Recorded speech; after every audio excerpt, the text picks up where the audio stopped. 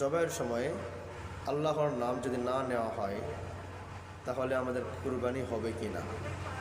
কুরআন আল কারিমের ৬ নম্বর সূরা আনআমের ১১৮ নম্বর আয়াতে আল্লাহ সুবহানাহু ওয়া তাআলা এর সমাধান দিয়েছেন।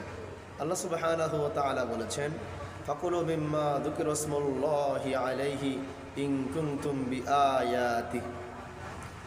আল্লাহ সুবহানাহু ওয়া তাআলা বলছেন, তোমরা তা থেকেই খাও যার উপর আমি আল্লাহ আমার নাম উচ্চারিত হয়েছে। সুবহানাল্লাহ বিহামদিহি।